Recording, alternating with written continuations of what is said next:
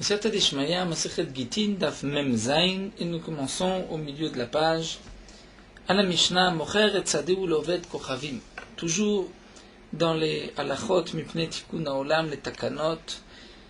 La Mishnah continue, nous enseigne Mocher et Tzadeu Loved Kochavim, celui qui vend son champ à un non-juif. Lokeach ou Mevi Mimenu Bikurim. C'est la girsa de Rashi, la version de Rashi. Lokeach, il doit acheter. Ou Mevi Mimenu Bikurim, et apporter des fruits de ce jardin.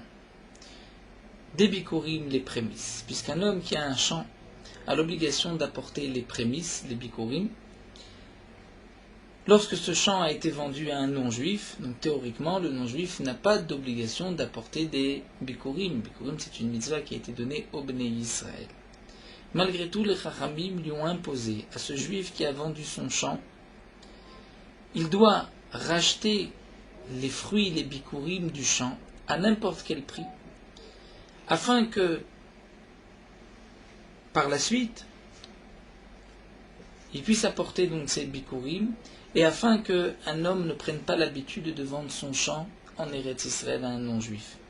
Puisque, lorsque cette personne se dit « j'ai vendu mon champ et je dois malgré tout acheter les fruits pour les bikurim », parfois les fruits vont lui coûter beaucoup d'argent si le non-juif n'accepte pas, mais il est obligé donc de racheter ses fruits par la takana des chachamim, donc milechatrila, il ne se pressera pas de vendre son champ à un non-juif. Et même dans le cas où il a vendu le champ à un non-juif, nous dit Rashi, il va faire en sorte de pouvoir racheter le champ afin de ne pas avoir chaque année l'obligation d'acheter les fruits du non-juif et d'offrir les bikurim au Beth Amikdash. Donc cette obligation d'acheter les fruits et d'apporter les bikurim, c'est une takana des chachamim pnei tikkun haolam. Donc pour le tikkun haolam, c'est-à-dire pour ne pas qu'un homme vende son champ à un non-juif. Un champ, bien sûr, en Eretz Israël. Amar Rabba, Rabba nous enseigne. Afalpi she'en kinyan le'oved kochavim beretz Israël lavkia midei maaser. Nous allons voir une marloquette. Est-ce qu'un non-juif a un kinyan, c'est-à-dire est-ce que son acquisition de la terre enlève l'obligation des trumot ou masrot, enlève la kedusha de la terre?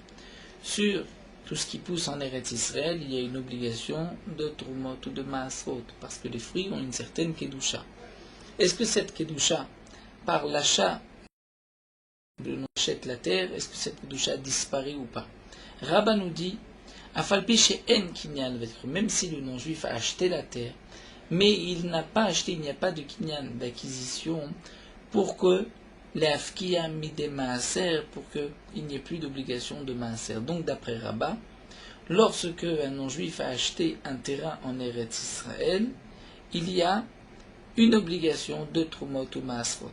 Si un Israël achète des fruits d'un non-juif, il devra prélever trumot ou maasrot. Chez Nehema, comme c'est marqué, Kili haaretz, dit le pasuk, car c'est à moi qu'appartient la terre. Li, à moi, Kadosh Baruch Hu, Kedushat haaretz, la sainteté de la terre.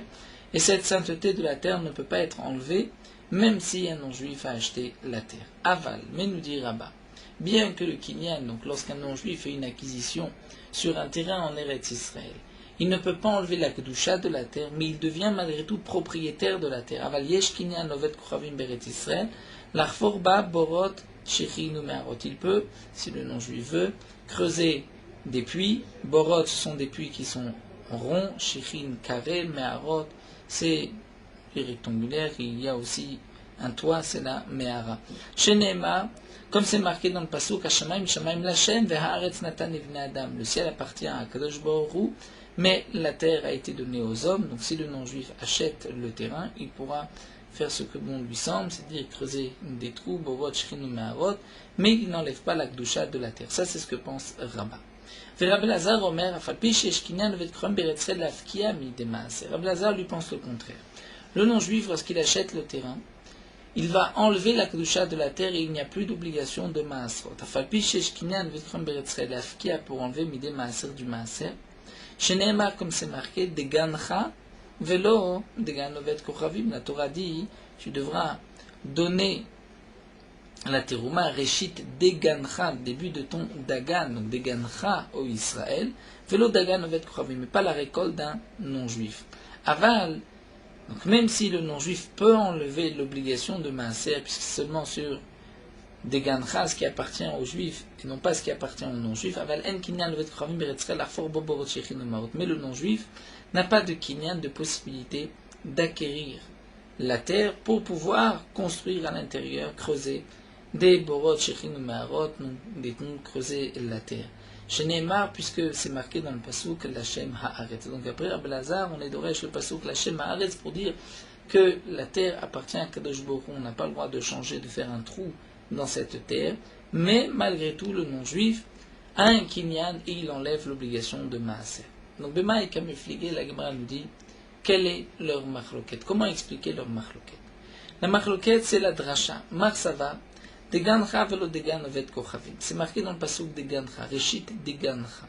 C'est-à-dire le début, une partie, reshit, c'est la terouma degancha, de ta récolte. Le dagan, les céréales, degancha, dire ta récolte. Donc, un man d'Amar pense degancha velo degan ovet kochavim. C'est Rabbi Lezer qui pense que si ça appartient aux non-juifs, il n'y a plus d'obligation de trumot ou maasrot. Omar Sava, mais Rabba lui pense qu'il faut lire le pasouk ainsi. Diguncha velo digun ovet kochavim. Dans le pasouk, non pas degancha, mais diguncha. Diguncha, le digun, c'est ce qu'on appelle le miroir.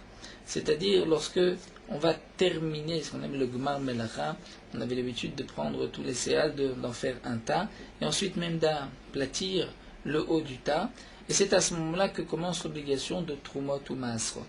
Donc d'après Rabba, lorsqu'un non-juif a fait le miroir, là, étant donné que le gmar melacha s'est fait chez un non-juif, là il n'y a plus d'obligation de trumot ou maasrot. Mais ce qui a poussé dans un champ d'un non-juif, mais quand Israël a acheté, et que le Israël a lui-même fait le miroir, là dans ce cas-là, il y a une obligation de trumot ou maasrot. Donc d'après Rabba, ce n'est pas le fait d'acheter la terre qui enlève les trumot ou maasrot, mais c'est plutôt redugmam lacha. Qui est-ce qui a terminé, qui a ramassé les céréales? Puisque c'est un non-juif, donc on applique diguncha velo digun ovet kochavim. Donc la Gemara nous a expliqué la machloket ici entre Rabba et Rabbi Lezer. D'après Rabbi Lezer, on regarde qui est le propriétaire de la terre. Si c'est un non-juif qui est propriétaire de la terre, il n'y a pas d'obligation de trumot ou maasrot. D'après Rabba, si le propriétaire du champ est un non-juif, il peut y avoir encore trumot ou maasrot, à condition que le digun, c'est-à-dire le miroir, soit fait par un Israël. Donc d'après Rabba, si on achète des fruits chez un non-juif en Eretz Israël, si c'est le non-juif qui a terminé, qui a fait le Gmar Melacha, qui propose les fruits à l'achat, on peut acheter les fruits et il n'y a pas d'obligation de trumot ou maasrot. Mais si on achète le blé, lorsque le blé se trouve encore sur l'épi, et qu'on va soi-même moissonner, donc le terrain appartient à un non-juif, mais on moissonne la récolte du non-juif et on fait le miroir, là d'après Rabba, il y a une obligation de trumot ou maasrot. La Gemara nous a rapporté aussi une autre machloquette entre Rabba et Rabbi Lezer, que nous n'allons pas débattre ici, c'est juste sur le point, est-ce qu'un non-juif a le droit, lorsqu'il a acheté la terre, de creuser des trous dans la terre? D'après Rabba, il peut creuser des trous puisqu'il est propriétaire de la terre, même s'il ne lui enlève pas la kedusha, mais il est propriétaire de la terre. Alors que d'après Rabbi Lezer, il n'est pas propriétaire de la terre même. Il est propriétaire de ce que produira la terre, mais il a l'interdiction de creuser et donc d'abîmer, si on peut dire, la terre en faisant des trous dans la terre, puisque la terre lui a été donnée pour profiter des fruits. C'est pour cela qu'il l'a acheté. Mais le gouffre de la terre ne lui appartient pas d'après Rabbi Lazar. Alors la Gemara va nous apporter des preuves. Amar Rabba. Rabba nous dit Mina Minala. D'où est-ce que je sais que le non-juif ne peut pas enlever l'obligation de maaser? C'est juste le diguncha, comme nous l'avons vu, le miroir. Ditnan, c'est marqué dans une Mishnah. Haleket va shicha va pea. Leket, shicha, pea, c'est les parties que nous laissons aux pauvres. Lorsqu'on moissonne, pea, on laisse une partie du champ. Shicha, c'est ce qui a été oublié. Leket, c'est ce qui tombe. Pendant la moisson, on laissera cela pour les pauvres. Leket, shicha ou pea, qui ont été laissés par un Israël, si un homme ou un pauvre donc, vient prendre le Péa ou Shira ou Leket, il ne prélèvera pas de Trumot ou Maasrot. Pourquoi? Puisque c'est une récolte qui est Hefker. La Torah dit, ou Lévi, le Lévi viendra, Ken lo chelek v'nachala imar.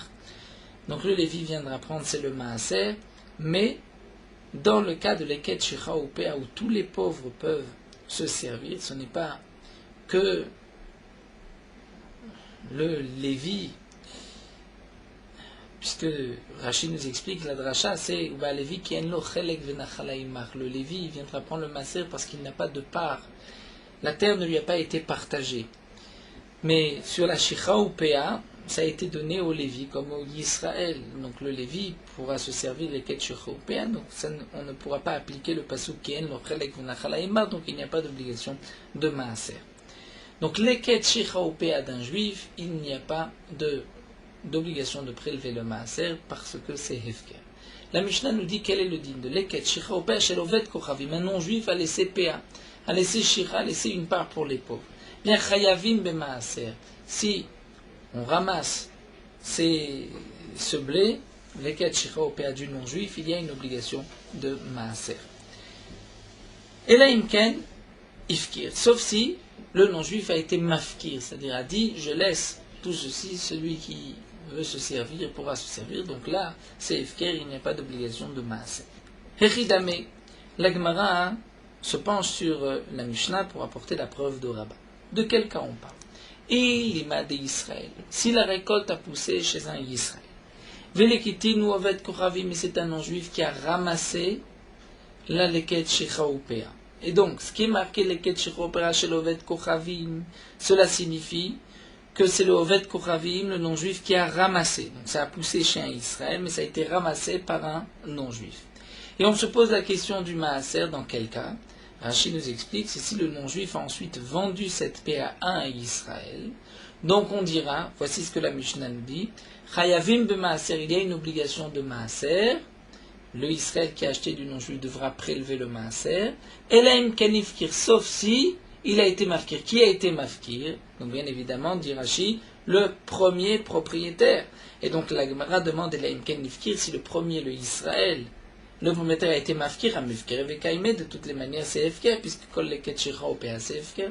Donc on ne peut pas expliquer que leket shira ou péa shel oved kochavim signifie du champ d'un Israël que le non-juif a ramassé. Donc on va être obligé de dire différemment. El alav de oved kochavim milektenu Israël. En vérité, c'était leket shira ou péa du champ appartenant aux non-juifs, qui a été ramassé par un Israël, c'est-à-dire le non-juif n'a pas d'obligation les Leket Shira ou Péa, mais malgré tout, il a voulu laisser une part pour les pauvres. Un Israël a ramassé, et donc là on dit Leket Shira ou Péa qui a poussé dans le champ du non-juif, le Israël qui a ramassé a une obligation de maaser, sauf si le non-juif a été mafkir. Donc on dira Tama de Ifkir, alors Ifkir Chayav. Si le non-juif a été mafkir, là on n'est pas tout, puisque c'est Ifkir, sur Ifkir il n'y a pas de maaser, mais si le Ifkir Chayav, donc on voit que même ce qui a poussé chez le non-juif, il y a une obligation de Trumot ou Maasrot. Donc ça c'est la preuve de Rabbah. Et là Gemara répond l'eau. On peut répondre d'après Rabbi Lazar que l'eau. Léolam d'Israël. On peut maintenir comme on a dit au début que c'était la récolte qui a poussé sur un terrain juif, appartenant à un juif. Veliktinu Oved Kochavim, et le non-juif a ramassé Leket Shira ou Péa. Donc Leket Shira ou Péa chez l'Oved Kochavim, c'est Leket Shira ou Péa que le non-juif a ramassé. Vedeka, Martha, ce que tu déposais comme question, Hamif, Kereve, Kaime, que de toutes les manières c'est déjà Efker. Donc comment on peut dire qu'il n'y a de Chiyuv de Maaser? Il y a un Chiyuv de Maaser, Elaim Kinifkir, sauf s'il a été Mafkir, c'est-à-dire sauf si le premier Israël a été Mafkir, là il n'y a pas de Chiyuv de Maaser. Mais on avait posé la question Hamif, Kereve, Kaime, puisque de toutes les manières, Shira ou Péa, c'est déjà Efker. Donc on n'a pas besoin de dire que le premier Israël a été Mafkir. La Gemara répond si. Mais il est Mafkir à data d'Israël. Lorsque les quêtes Shira ou Péa, on considère que c'est Efker pour un Israël, mais à data devait être Kramim Efkeré, mais pour un non-juif, ce n'est pas Efker. Le non-juif, ce n'était pas pour lui que les quêtes Shira ou Péa a été laissé. Et donc si le non-juif a ramassé, il y a une obligation de Maaser, sauf si le premier propriétaire dit je suis Mafkir, même si c'est un non-juif qui prend la récolte. Donc nous n'avons pas de preuve à cet enseignement-là que nous rapporte au rabat. Tashma, l'Agma nous apporte une autre preuve. C'est marqué Israël chez la Sadé Movet Kochavim. Un Israël, un juif, qui a acheté Sadé, un champ, Movet Kochavim d'un non-juif. Ad Shelo Ivi Ashlish. La récolte, lorsqu'elle arrive au shlish, à un tiers de sa taille, de sa maturité, c'est là que commence l'obligation du maaser. Tout dépend, le maaser, par rapport au shlish. Donc si le Israël a acheté le champ d'un non-juif, et le non-juif avait fait pousser du blé, le Israël a acheté avant que le blé atteigne le tiers, le shlish de sa maturité. Donc lorsque le shlish est arrivé, ça appartenait au Israël. Vechazar ou machalo. Et ensuite, le Israël a revendu à un non-juif, mais shevi ashlish, lorsque la récolte avait déjà atteint le shlish, le tiers. Donc le shlish a poussé, on a dépassé cette étape lorsque le champ appartenait à Israël. Donc il y a une obligation de maaser, chayevet bemaaser. Parce qu'au moment du shlish, et tout dépend du shlish de ce tiers pour chiyuv maaser, ça appartenait à Israël, donc il y a une obligation de maaser, shekvar nitraiva, parce qu'il y a eu un chiyuv au moment du shlish. Et donc même si ensuite le non-juif va par exemple revendre cette récolte, le Israël qui achètera devra prélever trumot ou maasrot. Donc là, Gemara nous dit nitraiva in, lo nitraiva lo. Donc on voit ici que c'est parce que cette étape du shlish était dans les mains du Yisraël. Mais si pendant tout ce temps c'était chez un non-juif, il n'y a pas d'obligation de maaser. Donc on voit que le non-juif a un kinyan et il peut enlever la kedusha de la terre. Donc c'est une preuve, comme Rabbi Elazar, et une question. Araba, l'Agma répond-le. Ici on parle d'un tout un autre cas. On parle en Souria, en Syrie. En Syrie, le maaser, ce n'est que Midei Rabbanan. Et donc, puisque ça ne fait pas partie évidemment de Eretz Israël, donc puisque le maaser de la Syrie est Midei Rabbanan, les Chachamim ont dit que si le non-juif achète un morceau de terre en Souria, il peut enlever la Kedusha, puisque ce n'est qu'une Kedusha des Rabbanan. Donc c'est vrai, si ça a appartenu le shlish chez Israël, c'est là qu'il y a une obligation de Trumot ou Maasrot, sinon il n'y a pas d'obligation puisque c'était chez le non-juif. Vekasava, et on pense aussi, donc, pour terminer, que Kibush Yachid Loshme Kibush, c'est-à-dire Souria, la Syrie, a été conquise par David Ameler, en tant que Kibush Yachid, une conquête privée, et non pas du clan d'Israël, et donc Loshme Kibush, ça ne fait pas partie d'Eretz Israël, donc il n'y a pas les mêmes obligations que sur la terre d'Israël, ce n'est que Midei Rabbanan. Et donc pour un din Midei Rabbanan, lorsque le non-juif achète la terre, il enlève la Kedusha. Tashma, la Gemara va nous apporter une autre preuve. C'est marqué. Israël vovet kravim shako sadeh beshutfut. Un Israël, un juif et un non-juif qui ont acheté un champ. Beshutfut, ils étaient tous les deux associés. Ils ont acheté à deux. Tevel, vechulin, nouravim zebazé, divrei Rebi. Rebi nous dit que dans ce champ, sur chaque grain de blé, il y a une partie qui est tevel, c'est-à-dire tevel, une obligation de prélever trumot ou maasrot. Tant qu'on n'a pas prélevé, ça s'appelle tevel. Et il y a une partie qui est choulin, c'est-à-dire la part du non-juif, c'est choulin, il n'y a pas d'obligation de maaser. Mais la part du Yisraël, étant donné qu'il y a une obligation de maaser et qu'on n'a pas prélevé, c'est tevel. Mais puisque sur chaque grain de blé, j'ai un safek, il y a une partie qui est tevel, une partie qui est choulin, donc il m'est difficile de prélever trumot ou maasrot avec d'autres blés. Je ne peux prélever que de la même récolte, puisque tout ce que je prendrai sera moitié-moitié. Et même s'ils ont partagé la récolte, et que donc le Israël a pris une partie, le non-juif a pris une autre partie, celui qui achètera du non-juif devra prélever le maaser, et le Israël devra lui aussi prélever le maaser de cette récolte même, puisque dans chaque grain, il y a un mélange de tevel choulin, donc on ne pourra prendre trumot ou maasrot que avec des grains semblables. Donc si par exemple nous avons 100 kg, on prendra pour trumot ou maasrot, donc bon, 2% pour la trouma, et ensuite 10% pour le maaser de cette même récolte. Et donc le prélèvement se fera en fonction, puisque c'est moitié-moitié, donc se fera aussi en fonction de moitié-moitié de la partie qui est chayav sur la partie qui est chayav. Ça c'est d'après Rabbi. Mais Raman Shmuel Gamliel Omer, Shelovet Kravim Patouv, Shel Israël Chayav. D'après Raman Shmuel Gamliel, ce qui appartient aux non-juifs, c'est Patour, ce qui appartient aux Israël, c'est Chayav. Rashi nous explique une fois qu'on a partagé, d'après Rabban Shimon Gamliel, ce qui appartient au Israël, c'est Tevel Gamour. Et il n'y a plus donc de partie, il n'y a plus la part du non-juif, donc une partie rouline dedans. Pourquoi? Puisque nous faisons intervenir la notion de brera que nous avons vue, c'est-à-dire lorsqu'ils vont partager, ouvrir à davar, que ça c'était la partie du Israël. Donc sur toute cette partie, il y a une obligation de trumot ou masrot. Sur toute la partie du non-juif, ouvrir à davar mafra que c'était la sienne, et donc il n'y a pas de riouv trumot ou masrot. C'est là la différence entre Rabbi et Rabban Shimon Gamliel.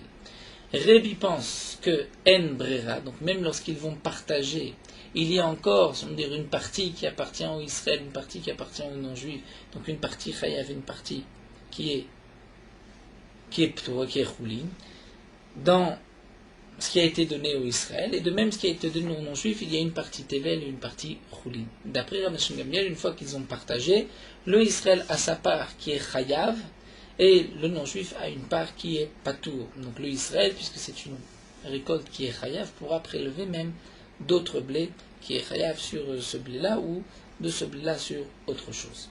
En tout cas, nous dit l'Agmara, Ad qu'à nous plier toutes leurs marloquettes entre Rabbi et Shimon Gamliel, c'est seulement de savoir est-ce qu'après le partage, il y a brera, on peut dire que chacun a pris sa part ou pas. Aval des koulal, mais en tout cas, nous avons vu qu'aussi bien d'après Rabbi que d'après Shimon Gamliel, ce qui appartenait, qui a été acheté par le non-juif, il n'y a pas d'obligation de Trumat ou Maasrot. Donc, des koulal, ma yesh kinyan le geton beret Israël pour enlever mes maaser.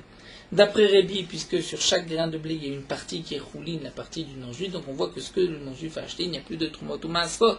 Et d'après Rabban Shimon Gamliel, puisqu'on voit qu'une fois qu'ils ont partagé, la partie du non-juif est ptura, donc on voit qu'il y a un kinyan, le vetkrom betsef, qui a mis des maaser, et donc si c'est ainsi, nous avons une question sur Rabba qui a dit que en kinyan. Alors la Gemara va répondre et va nous dire, en vérité, on va dire aussi Achaname Besouria, ici on parle en Syrie.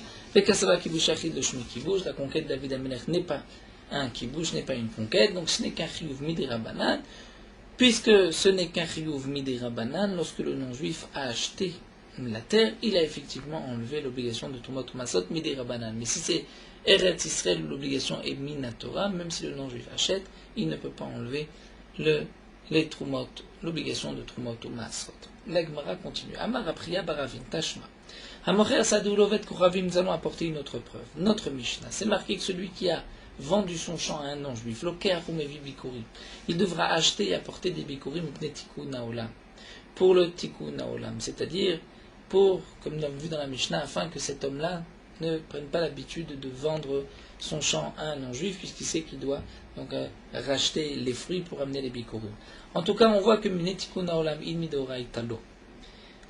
C'est-à-dire Mipnei Tikkun Haolam, on doit racheter les fruits, mais Minatora, il n'y a pas d'obligation d'apporter des bikurim.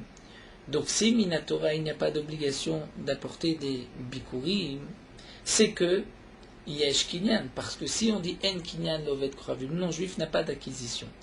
Donc si c'est ainsi, concernant le din de la Kedusha de la terre, ça reste encore dans le domaine du Israël.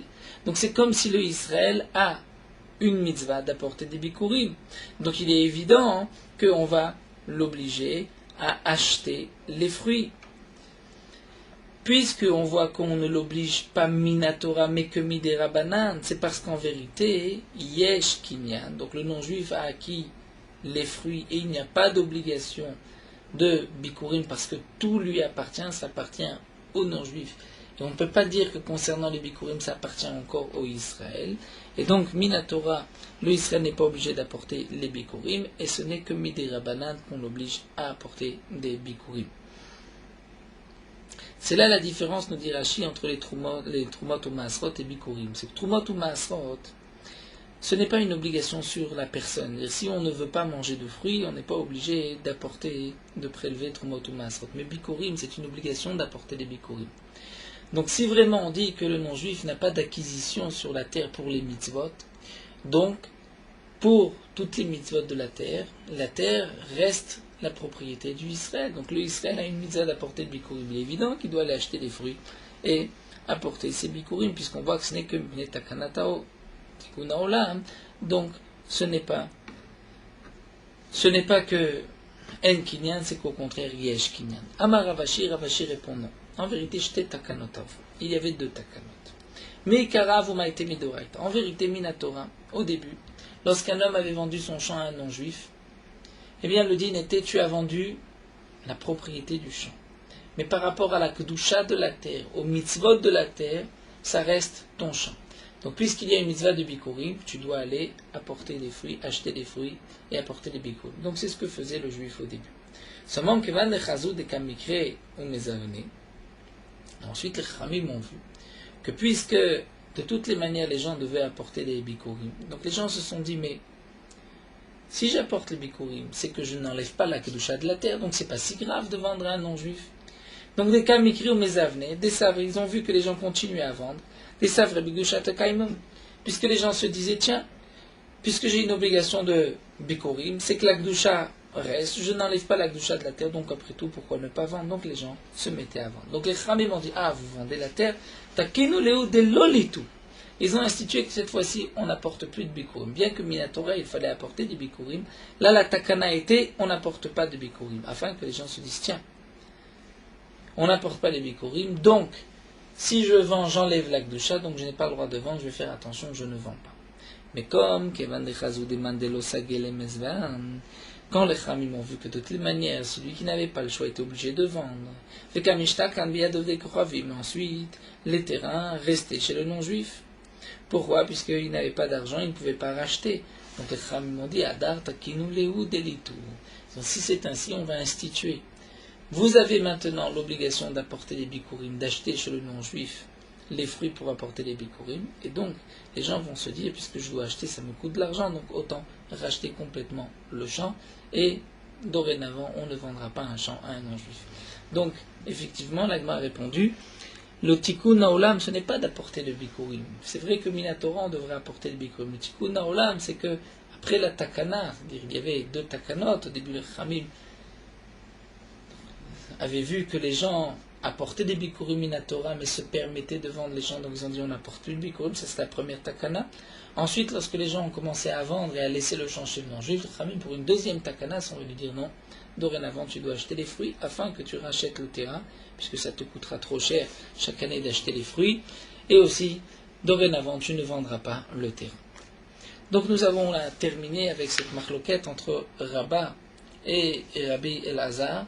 Est-ce qu'il y a un kinyan, le Oved Kochavim, pour enlever la kedusha de la terre concernant les mitzvot de la terre?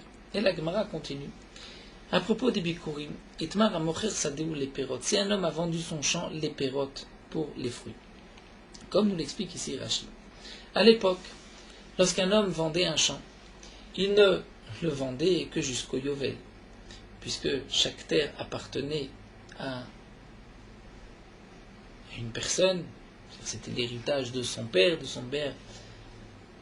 qu'il avait hérité de son père jusqu'à la chalouka de la terre à l'époque de Yoshua bin Nun. C'est ce qu'on appelait un sadeh arouza. Lorsqu'un homme vend un champ qui lui appartient, un champ qu'il a hérité de ses pères, le champ n'est vendu que jusqu'au Yovel. Lorsqu'arrive le Yovel, on devait rendre les champs. Donc il est évident que lorsqu'un homme, pendant cette époque où il y avait le Yovel, donc on achetait pour 49 ans, on achetait jusqu'au Yovel, et si le Yovel était dans 10 ans, donc on n'achetait que pour 10 ans. Donc il est évident que lorsqu'un homme achetait même un champ, il n'achetait pas le champ lui-même, il n'avait pas de kinyan dans le gouffre, il avait un kinyan dans les pérotes, c'est-à-dire qu'il avait la possibilité de profiter de ce que va donner le champ. Mais il n'était pas propriétaire de la terre elle-même, puisqu'il allait un jour la rendre. Ça c'est lorsque il y avait le Yovel. Mais lorsqu'il n'y a pas de Yovel, c'est-à-dire une fois que les Israël, la majorité du peuple d'Israël ne se trouvait pas sur la terre, donc il n'y a plus eu de Yovel, on ne rendait plus les terres. Lorsqu'un homme avait acheté, il avait acheté à jamais. Donc lorsqu'on achète un terrain, on n'achète pas seulement la possibilité de profiter de ce que donnera le terrain, donc Pérot, mais aussi le gouffre du terrain. Et donc là, nous avons une marquette entre Rabbi Yochanan et Rashi. Lorsque un homme a mocher sadeu les Pérot, il ne vend son champ que pour les Pérot. Donc on parle, nous dit Rashi, à l'époque où il n'y avait pas de Yovel. Il n'y avait pas de Yovel puisque les Israël avaient été déjà en partie exilés, donc il n'y avait plus la majorité du peuple sur la terre. Donc lorsque un homme va vendre son champ les pérotes, il le vend seulement pour les fruits, donc il ne vend pas le gouffre. Là, nous avons une marque de Rabbi Yochanan Omer Mevi Vekoré. Rabbi Yochanan dit, il apportera quand même les bikurim Vekoré, il pourra lire ce qui est marqué dans la Torah, je t'apporte les bikurim, Asher tavi me'artsecha, Asher Hashem Elokecha noten lach, vesamta batene. Ensuite, on pourra dire, je t'ai apporté les fruits Mereshit, Peri Adama, Asher natat li. Le pasuk dit que l'homme qui apporte les bikurim devra lire un passage, il dira, je t'ai apporté les fruits, les prémices de la terre que tu m'as donnée. Mais s'il n'est pas propriétaire de la terre, il ne peut pas dire que tu m'as donné. Donc Rabbi Yochanan dit, mais vive et coré, il pourra lire quand même. Pourquoi? Bien qu'il n'a acheté le champ que pour les fruits, kinyan perot, c'est kinyan agouf. Resh Lakish Amar, non, mais vive et no coré. Il pourra lire, mais il pourra apporter, il apportera les prémices, mais il ne pourra pas lire puisque ce n'est pas sa terre, il a acheté juste les fruits. Rabbi Yochanan, mais vive et coré, kinyan perot, kinyan agouf, damé. Le fait d'acheter les fruits, c'est-à-dire ce que le champ donnera, c'est comme s'il avait acheté le gouffre. Resh Lakish Amar, mais vive et no coré. Resh Lakish dit non, mais vive et no coré, puisque kinyan perot lav ke kinyan agouf damé. Donc Rashi précise bien, si c'est à l'époque du Yovel, même lorsqu'on achète le champ lui-même, on n'achetait que les pérotes. Mais lorsqu'il n'y a plus de Yovel, lorsqu'on achète le champ, on a acheté le champ, sauf si on précise, je ne te vends que pour les fruits de ce champ. Donc voici la marloquette entre Rabbi Yochanan et Resh Lakish. Est-ce que lorsqu'on achète le perot, c'est comme si on achetait le sadé ou pas, le champ, le gouffre? Et tu verras Rabbi Yochanan Resh Lakish, Rabbi Yochanan va objecter à Resh Lakish, c'est marqué...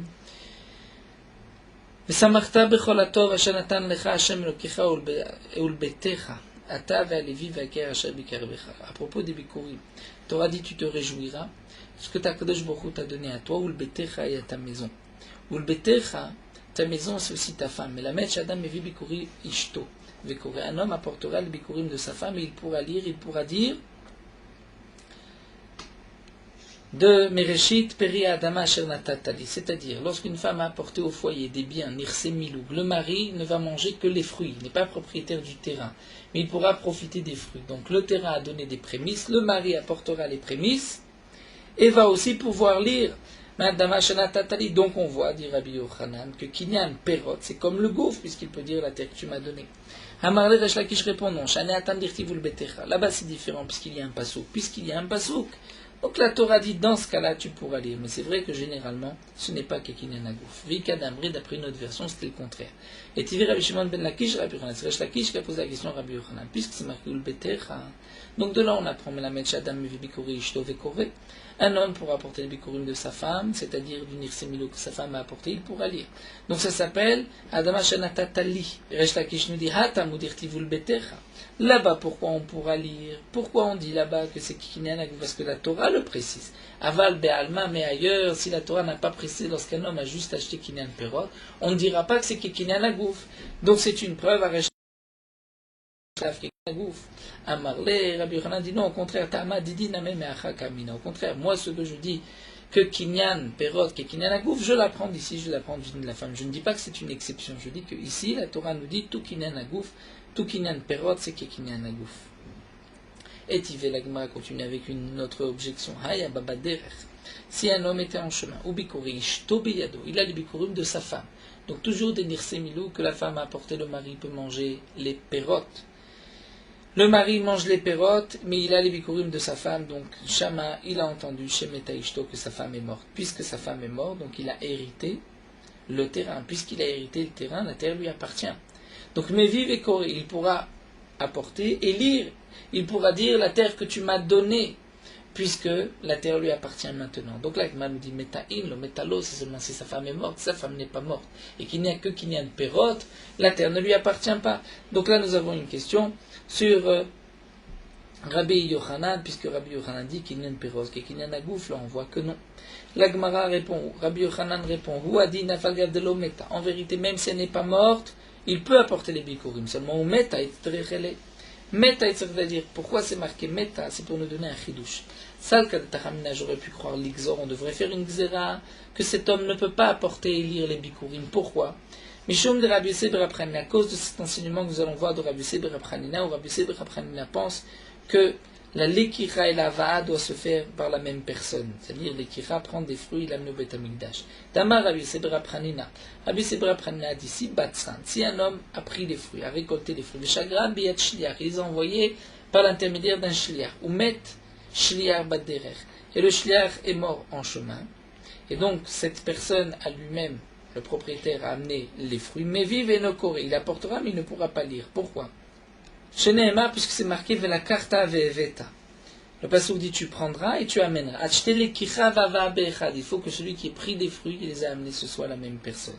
Donc d'après Rabbi Zebra Pranina, si un homme a envoyé des fruits par un shliach et que le shliach est mort, il ne pourra pas, le premier propriétaire, donc celui qui a envoyé le shliach, le propriétaire du champ ne pourra pas lui lire puisqu'il n'y a pas eu la lekichel avabecha. Donc j'aurais pu croire que de même pour la femme, le mari ne peut pas amener, étant donné qu'au début le terrain appartenait à la femme et que maintenant il appartient à lui, peut-être que là c'est différent. Donc Kamash Malan que non, même dans le cas où la femme est morte et que le terrain lui appartient, le mari pourra apporter les bikurim et lire aussi. Et la Gemara nous dit, Vazdou le Tamayu, en vérité, cette marloquette entre Rabbi Yochanan et Resh Lakish, est-ce que Kinyan Perot, c'est que Kinyan Agouf, on retrouve cette marloquette ailleurs. Dites-moi, Amocher Sadéou Bisman chez Yovel Noël, lorsqu'un homme vend son champ à l'époque du Yovel, comme Rachid l'avait dit plus haut, Rabbi Yochanan Amar Meviv et Koré, puisque à l'époque du Yovel, on rendait au Yovel le terrain. Donc, ce n'est qu'un Kinyan Perot. Rabbi Yochanan dit Meviv et Koré. Celui qui a acheté apportera les prémices et pourra lire. Reshlak Shama Meviv no Koré ne pourra pas lire. Donc Rabbi Yochanan Meviv Koré, puisque Kinyan Perot que Kinyan Agouf Damé. C'est comme ce que nous voyons ici lorsqu'il y a le Yovel, c'est comme si, à l'époque où il n'y a pas de Yovel, un homme n'a acheté que Kinyan Perot. Donc Rabbi Yochanan dit Meviv Koré Kinyan Perot que Kinyan Agouf Damé. Et Reshlak dit non, Meviv no Koré. Pourquoi? Kinyan Perot lave que Kinyan Agouf Damé. Ce n'est pas que Kinyan Agouf. Alors nous dit la Gemara, pourquoi avons-nous besoin de deux fois la marque de Rabbi Yochanan Resh Lakish? Et comme la Gemara l'habitude nous rapporte une srichut avec srichut. Deitmar Be'aï, si je n'avais que un cas, le premier cas j'aurais pu dire Be'aï Kamar Resh Lakish, Techi Kanachit Adata de Peri Kanachit. Peut-être que seulement dans la première marloquette où l'homme a vendu que pour les pérotes. Donc là j'aurais pu dire que d'après Resh Lakish, Kinyan Perot ce n'est pas que Kinyan Agouf, puisque même dans l'esprit de celui qui a acheté, il ne prend que les fruits. Aval be'arda date dégoufé kanachit. Mais dans le deuxième cas, l'époque du Yovel, en vérité, lui, il veut prendre tout. Seulement, c'est vrai qu'il devra rendre. Donc, mais lui, son intention, c'est de prendre le terrain. Donc, il m'a modélé Rabbi Yochanan. Peut-être qu'il sera d'accord avec Rabbi Yochanan que c'est comme si ça lui appartient. Le gouffre lui appartient.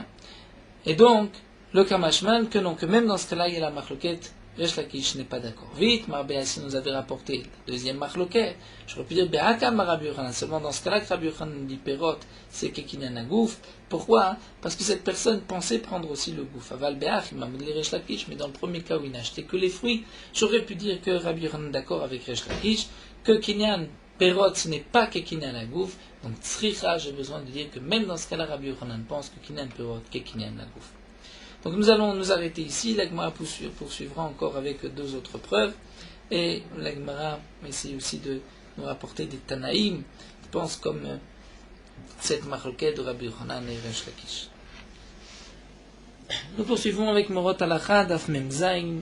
La Gemara nous dit que 120 Zekenim, 120 sages des Anshe Knesset Agdola ont institué le Shmon Esrei, les 18 bénédictions. Parmi eux, il y avait aussi des prophètes. Pour nous montrer que la Tfila est en vérité un concentré. On reprend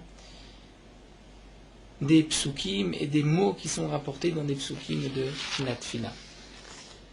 Ces 18 bénédictions sont divisées en trois parties. Il y a les trois premières bénédictions, celle du milieu et les trois dernières. Les trois premières, c'est là où on va ordonner les louanges d'Akadosh Baruch Hu. C'est comme si un esclave vient louer son maître avant de lui demander quoi que ce soit. Les brachot du milieu, ce sont les demandes de l'homme, ce qu'il demande d'Akadosh Baruch Hu. Les trois dernières, c'est là où on remercie, on loue Akadosh Baruch Hu, comme un esclave qui a reçu de son maître ce qu'il a demandé et il le remercie. À l'époque de Rabban Gamliel, il y avait beaucoup de minimes, de personnes athées, et qui faisaient du mal, faisaient souffrir les Bnei Israël, et qui les incitaient à quitter le judaïsme. Lorsque Rabban Gamliel a vu cela, il a pensé que le fait que ces minimes disparaissent de la terre serait un grand bien pour tous les besoins de l'homme. C'est pour cela qu'il a institué, lui et son beddin, la bracha des minimes, mais il a fixé au milieu du Shmoné Esrei. Donc la tfila du Shmoné Esrei est aujourd'hui en vérité non pas 18 bénédictions, mais 19 bénédictions.